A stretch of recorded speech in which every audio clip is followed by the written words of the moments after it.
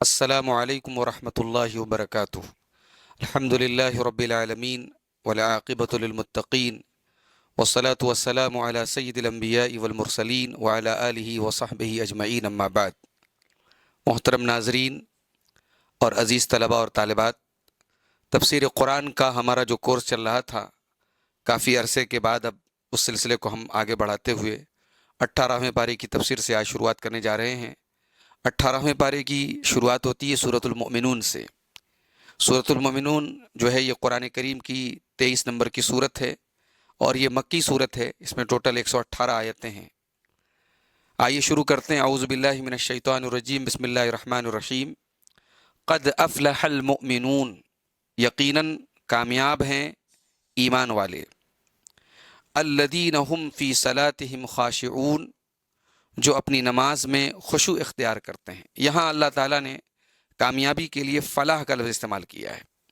فلاح کے معنی عربی زبان میں کسی چیز کو کاٹنے یا چیرنے کو ہوتے ہیں، اسی لیے عربی میں کسان کو فلاح کہتے ہیں۔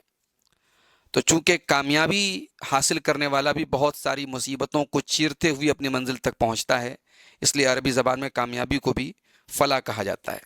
اور یہاں فلاح سے مراد آخرت کی کامیابی ہے، جنت کا حصول اور جہنم سے انسان کا بچنا۔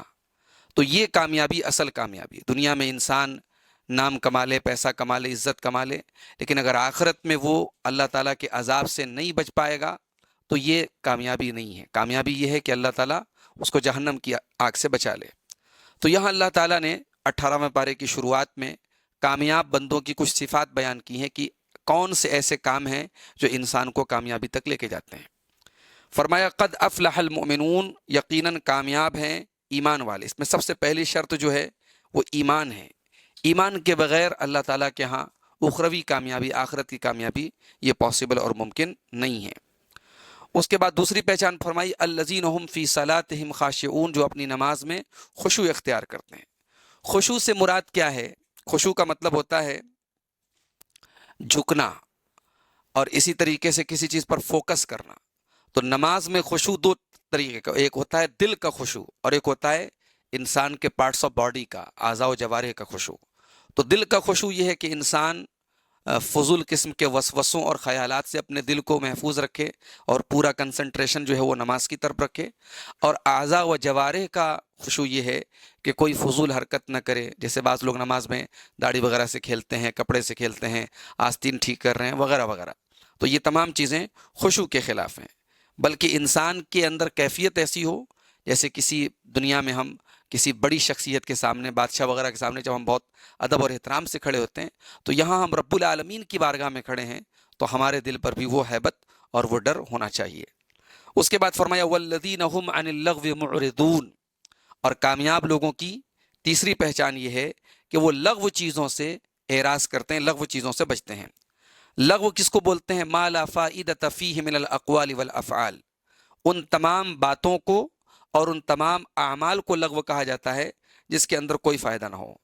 یعنی حرام چیزیں تو بہت دور کی بات ہے، اللہ کے کامیاب بندے لغو اور بے فائدہ چیزوں سے بھی اعراض کرتے ہیں، ان سے دور رہتے ہیں۔ اس کے بعد فرمایا والذین هم للزکاۃ فاعلون، اور یہ لوگ زکوٰۃ ادا کرنے والے ہوتے ہیں۔ زکوٰۃ سے مراد یہاں بعض علماء نے کہا کہ فرض زکوٰۃ ہے، جو اگرچہ زکوٰۃ کی جو تفصیلات ہیں وہ مدینہ کے اندر فرض ہوئیں اور اس کا حکم جو ہے وہ مکے میں دے دیا گیا تھا۔ تو چونکہ یہ جو سورہ مومنون ہے یہ مکی ہے، تو اس وقت زکوٰۃ کے احکام تو نہیں آئے تھے، مگر زکوٰۃ کی تفصیلات بعد میں آئی، لیکن زکوٰۃ کا حکم آ چکا تھا۔ تو بعض علماء نے اسے زکوٰۃ سے مراد فرض زکوٰۃ دیا ہے، اور بعض علماء کہتے ہیں کہ اس سے وہ اعمال مراد ہیں جس سے انسان کے نفس کا تزکیہ ہوتا ہے، انسان کا نفس پاک ہوتا ہے۔ تو فرمایا والذین هم للزکاۃ فاعلون، جو اپنے مال کی زکوٰۃ ادا کرتے ہیں یا اپنا تزکیہ کرتے ہیں۔ والذین هم لفروجهم حافظون، اور جو اپنی شرمگاہوں کی حفاظت کرتے ہیں، الا علی ازواجہم او ما ملکت ایمانہم، سوائے اپنی بیویوں کے اور ان خواتین کے جو ان کی ملکیت میں ہیں۔ جیسے غلامی کا جو دور تھا تو اس زمانے میں جو لونڈیاں ہوتی تھیں تو ان کے ساتھ بھی انسان کی جنسی خواہشات کی تکمیل جائز تھی، تو اس کا یہاں ذکر کیا گیا کہ سوائے اپنی بیویوں کے یا ان کے جن کے ان کے ہاتھ مالک ہیں۔ فإنہم غیر ملومین، تو ایسے لوگ ملامت ایسے لوگوں کے اوپر کوئی ملامت نہیں ہے۔ فَمَنِ ابْتَغَىٰ وَرَاءَ ذَٰلِکَ، اور اس جائز اور حلال راستے کے علاوہ اگر کوئی دوسرا راستہ تلاش کرے اور چاہے، فَأُولَٰئِکَ هُمُ الْعَادُونَ، تو یہی وہ لوگ ہیں جو حد سے تجاوز کرنے والے ہیں۔ تو یہاں اللہ تعالیٰ نے نکاح کے علاوہ جو بھی انسان کی جنسی خواہشات کی تکمیل کے راستے ہیں، چاہے وہ زنا ہو، چاہے وہ متاع ہو، چاہے وہ استمناء بالید ہو، یہ تمام جو شکلیں رائج ہیں شرمگاہ کے ناجائز استعمال کی، ان سب کا رد ہوتا ہے یہاں پہ۔ اس کے بعد فرمایا کہ والذین هم لاماناتہم وعہدہم راعون، اور جو اپنی امانتوں اور اپنے عہد کو پورا کرنے والے ہوتے ہیں۔ کامیاب بندوں کی ایک پہچان یہ بھی ہے کہ وہ اپنی امانت کے پکے ہوتے ہیں اور اپنے وعدے کے پکے ہوتے ہیں۔ اب امانت سے مراد ایک تو عام امانتیں ہیں، اور امانت سے مراد انسان اگر کسی ڈیوٹی پر ہے، کسی فریضے پر ہے، کوئی انسان کوئی کام کر رہا ہے تو اپنے کام کو صحیح طریقے سے ادا کرنا بھی امانت ہے۔ اسی طریقے سے کوئی راز کی بات اگر کوئی کسی کو بتاتا ہے تو وہ راز کی بات بھی ایک امانت ہے، اس راز کو ظاہر کرنے والا اور اس کو کھولنے والا امانت میں خیانت کرتا ہے۔ تو گویا کہ امانت میں تین چیزیں آ گئی، ڈیوٹی بھی آ گئی، راز کی باتیں بھی آ گئی، اور انسان جو ایک دوسرے سے عہد و پیمان کرتا ہے وہ بھی آ گیا۔ اس کے بعد فرمایا کہ والذین هم لاماناتہم وعہدہم، اور وہ اپنے وعدے کی بھی حفاظت کرتے ہیں۔ انسان اگر زبان سے کسی سے کوئی وعدہ کرے تو حتی الامکان اس کو پورا کرے، یہ بھی کامیاب لوگوں کی پہچان ہے۔ والذین هم علی صلواتہم یحافظون، اور کامیاب وہ لوگ ہیں جو اپنی نمازوں کی حفاظت کرتے ہیں۔ شروع میں کہا کہ ایک نماز میں خشوع اختیار کرتے ہیں، یہاں کہا کہ نماز کی حفاظت کرتے ہیں، یعنی نماز میں خشوع بھی ضروری ہے اور نماز کی پابندی بھی ضروری ہے۔ اولئک هم الوارثون، اتنی صفات جن لوگوں کے اندر ہیں، جو نماز مومن ہیں، نماز میں خشوع اختیار کرتے ہیں، لغو چیزوں سے بچتے ہیں، زکوٰۃ ادا کرتے ہیں، شرمگاہ کی حفاظت کرتے ہیں، اور اسی طریقے سے اپنی امانت اور وعدے کو پورا کرتے ہیں اور اپنی نماز کی حفاظت کرتے ہیں۔ فرمایا اولئک هم الوارثون، یہی وہ لوگ ہیں جو وارث ہیں، کس چیز کے؟ الذین یرثون الفردوس، یہ جنت الفردوس کے وارث ہوں گے، ہم فیہا خالدون، اور یہ جنت الفردوس میں ہمیشہ رہیں گے۔ فردوس یہ جنت کا سب سے اعلیٰ درجہ ہے۔ اللہ کے نبی صلی اللہ علیہ وسلم فرماتے ہیں کہ جنت کا سب سے اعلیٰ درجہ فردوس ہے، لہٰذا جب تم اللہ سے جنت کا سوال کرو تو فردوس کا سوال کرو۔ اس کے بعد فرمایا کہ وَلَقَدْ هُمْ فِيهَا خَالِدُونَ، یہ وہ لوگ جنت الفردوس کے وارث ہوں گے، ہم فیہا خالدون، اور یہ جنت الفردوس میں ہمیشہ رہیں گے۔ وَلَقَدْ خَلَقْنَا الْإِنسَانَ مِنْ سُلَالَةٍ مِنْ طِينٍ، اور یقیناً ہم نے انسان کو مٹی کے جوہر سے پیدا کیا، یعنی انسان کی تخلیق میں مٹی شامل ہے۔ اب اس کا ایک مطلب تو یہ ہو سکتا ہے کہ جو سب سے پہلے انسان تھے حضرت آدم علیہ السلام، چونکہ ان کی تخلیق اللہ تعالیٰ نے مٹی سے کی تو ان کی جتنی اولاد ہے گویا کہ وہ بھی مٹی ہی کی مخلوق ہے۔ اور دوسرا معنی یہاں مٹی سے پیدا کرنے سے یہ بھی ہو سکتا ہے کہ انسان کی پیدائش جس چیز سے ہوتی ہے، منی کا قطرہ، وہ بھی انسان جو اناج وغیرہ کھاتا ہے اس کے ذریعے بنتا ہے، اور وہ اناج مٹی سے نکلتا ہے، تو گویا کہ انسان کی تخلیق میں وہ مٹی شامل ہے۔ اس کے بعد فرمایا کہ ثم جعلناہ نطفۃ فی قرار مکین، پھر ہم نے اس کو ایک نطفہ کی شکل میں ایک محفوظ جگہ میں رکھ دیا۔ اب یہ محفوظ جگہ سے مراد کیا ہے؟ اس سے رحم مادر مراد ہے، جہاں بچے کی پیدائش ہوتی ہے۔ ثم خلقنا النطفۃ علقۃ فخلقنا العلقۃ مضغۃ فخلقنا المضغۃ عظاما فکسونا العظام لحما ثم انشأناہ خلقا آخر فتبارک اللہ احسن الخالقین۔ پھر ہم نے نطفہ کو علقہ بنایا، علقہ جمع ہوا خون، فخلقنا العلقۃ مضغۃ، پھر ہم نے جمے ہوئے خون کو گوشت کا لوتھڑا بنایا، اور اس کے بعد فخلقنا المضغۃ عظاما، پھر ہم نے اس گوشت کے ٹکڑے کو ہڈیاں بنا دیا، فکسونا العظام لحما، اور پھر ان ہڈیوں پر ہم نے گوشت چڑھا دیا۔ اچھا، یہ جو اللہ تعالیٰ نے گوشت بھی چڑھایا، اگر صرف گوشت ہوتا تو انسان کے جسم میں یہ طاقت نہ ہوتی، صرف ہڈیاں ہوتی تو یہ خوبصورتی نہ ہوتی، اور پھر ہڈیوں کے اوپر جو گوشت چڑھایا وہ بھی ایک تناسب کے ساتھ چڑھایا۔ اگر پوری باڈی میں ایک لیول کا گوشت ہوتا تو انسان بہت بے ڈھنگا محسوس ہوتا۔ تو یہ اللہ تعالیٰ کی تخلیق ہے، اللہ تعالیٰ نے انسان کو اتنا خوبصورت بنایا۔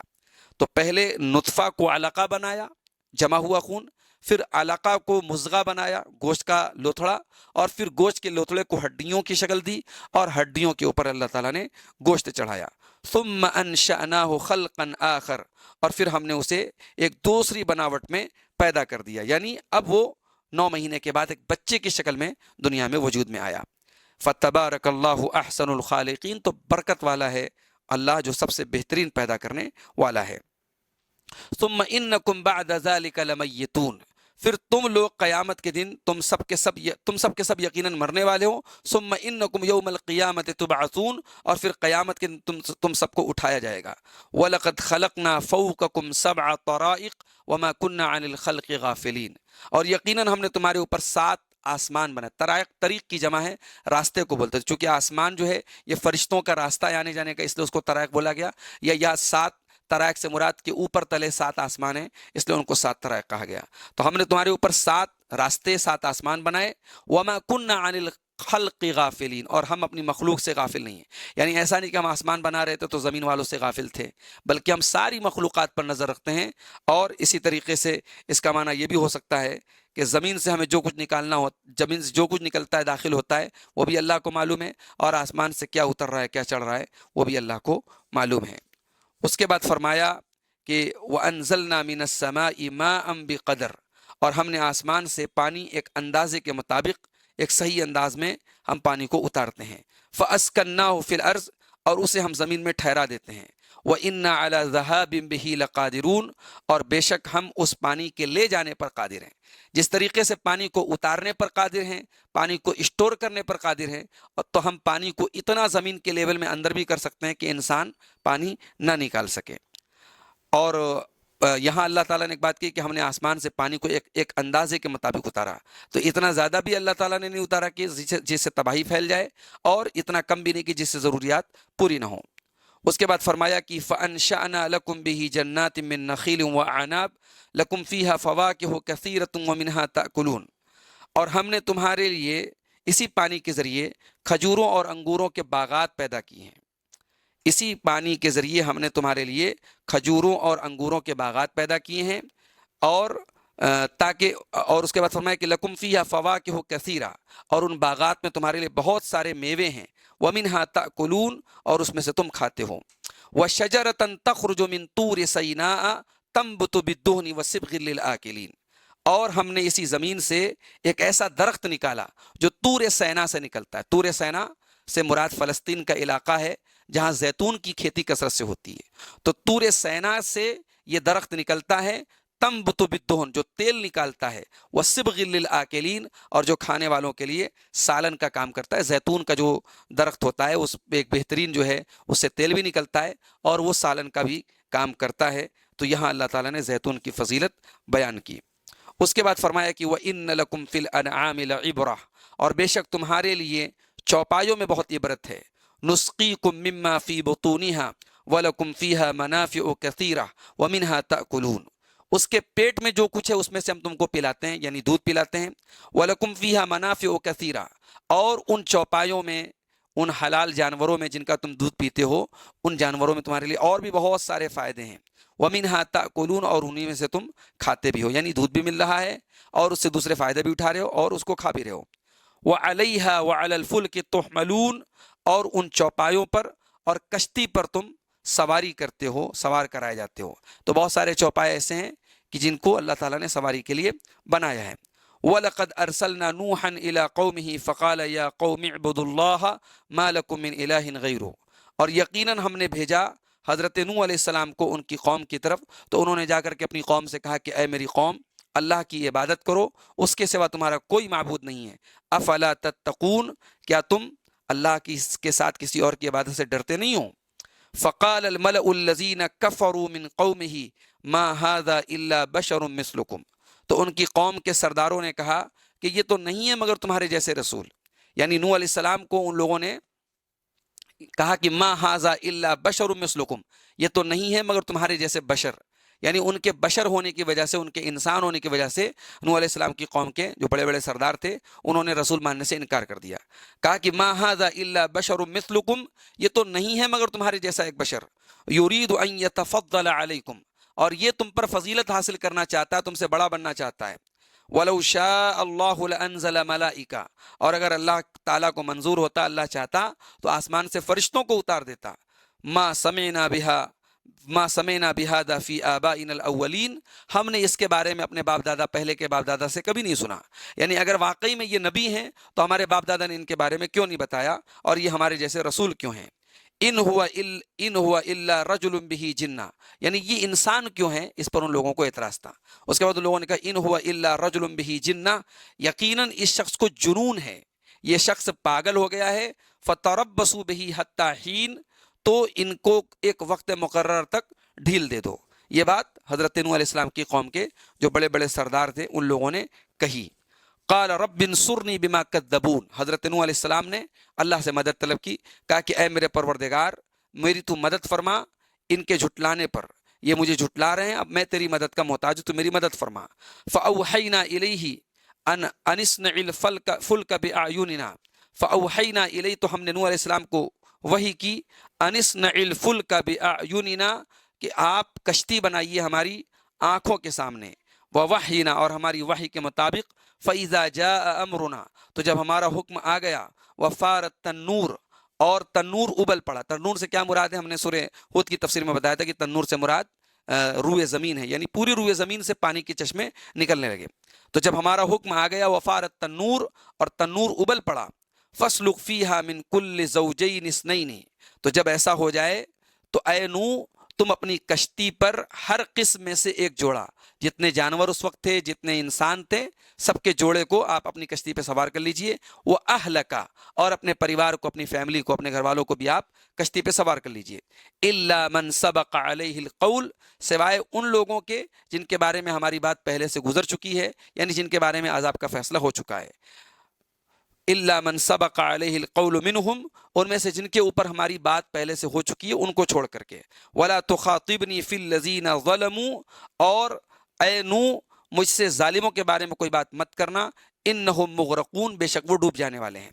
فَإِذَا اسْتَوَيْتَ أَنْتَ وَمَن مَّعَكَ عَلَى الْفُلْكِ فَقُلِ الْحَمْدُ لِلَّهِ الَّذِي نَجَّانَا مِنَ الْقَوْمِ الظَّالِمِينَ، تو جب تم اور تمہارے ساتھی کشتی پر بیٹھ جاؤ تو کہو کہ تمام تعریفیں اس اللہ کے لیے ہیں جس نے ظالموں سے ہمیں نجات دی۔ وَقُلْ رَبِّ أَنزِلْنِي مُنزَلًا مُبَارَكًا، اور یہ دعا پڑھیے، اللہ تعالیٰ نے حضرت نوح سے کہا وَقُلْ رَبِّ أَنزِلْنِي مُنزَلًا مُبَارَكًا، دعا کیجئے کہ اے میرے پروردگار مجھے ایک بابرکت اتارنے کی جگہ اتار، وَأَنْتَ خَيْرُ الْمُنزِلِينَ، اور تو بہترین اتارنے والا ہے، ان فی ذلک لآیات وان کنا لمبتلین، بے شک اس کے اندر ہماری بڑی بڑی نشانیاں ہیں اور بے شک ہم آزمائش کرنے والے ہیں۔ تو یہ آیت نمبر 1 سے لے کر کے 30 تک ہم لوگوں نے پڑھا ہے۔ اب اس کے بعد انشاءاللہ 31 نمبر سے لے کر کے 61 نمبر تک کی آیات کو ہم اگلے درس میں دیکھیں گے۔ آج ہم نے جو یہ آیتیں پڑھی 1 سے لے کر کے 30 تک، تو اس میں بہت ساری پوائنٹ کی باتیں ہمیں معلوم ہوئی۔ ایک بات تو یہ معلوم ہے کہ ایمان کی بہت اہمیت ہے، کہ اللہ تعالیٰ کے ایمان کے بغیر کامیابی نہیں ہے۔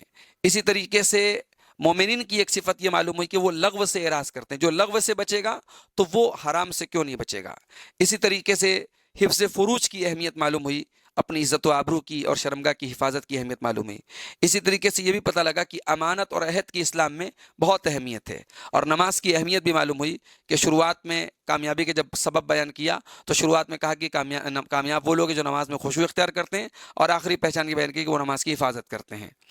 انسانی تخلیق کے مختلف مراحل بھی ہم نے دیکھے کہ انسان کو اللہ تعالیٰ نے ڈائریکٹ نہیں بنایا، پہلے نطفہ سے علقہ بنا، علقہ سے مضغہ بنا، تو یہ تخلیق کے مختلف مراحل بھی انسان کو غور کرنے کی دعوت دیتے ہیں، اور اس میں اللہ کی بہت بڑی قدرت ہے۔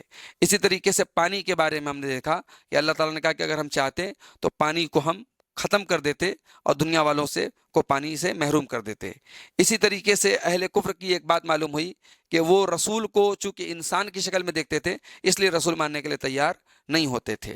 تو یہ چند ان آیات کی روشنی میں چند پوائنٹ کی باتیں تھیں۔ انشاءاللہ آگے کا درس ہم جو ہے 31 نمبر کی آیتوں کا اگلے درس میں دیکھیں گے۔ وآخر دعوانا ان الحمد للہ رب العالمین۔